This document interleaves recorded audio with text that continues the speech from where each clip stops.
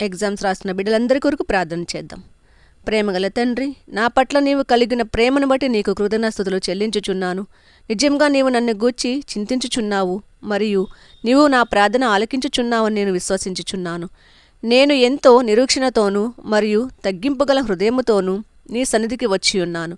నీవు నన్ను ఎన్నడూ విడువను ఎడబాయనని దేవుని వాక్యం సెలవిచ్చుచున్నది. నీవు సిలువలో నా కొరకు చిందించిన రక్తముతో నన్ను కడిగి నా పాపములను మరియు అపరాధములన్నింటినీ క్షమించమని ప్రార్థించుచున్నాను. నన్ను నీ బిడ్డగా అంగీకరించినందుకై నీకు స్తోత్రములు.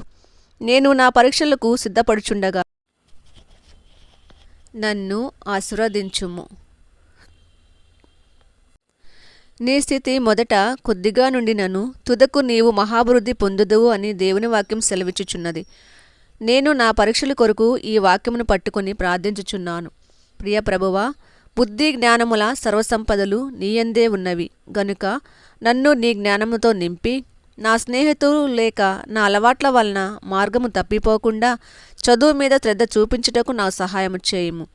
నీకు ఉపదేశము చేసేదను, నీవు నడవవలసిన మార్గమును నేను బోధించెదను, నీ మీద దృష్టించి నీకు ఆలోచన చెప్పెదను అని చెప్పిన ప్రకారము ప్రభువా, నా పరీక్షలలో నీవు నడిపింపు నాకు సహాయం చేయుము. నాకు మంచి జ్ఞాపకశక్తిని అనుగ్రహించుము.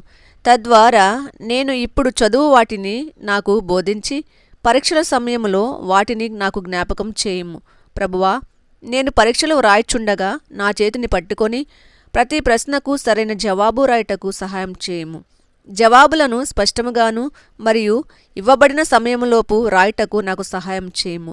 నా భయములను, ఆందోళనలను మరియు చింతలన్నిటిని తొలగించి నా హృదయమును నీ సమాధానంతో నింపుము.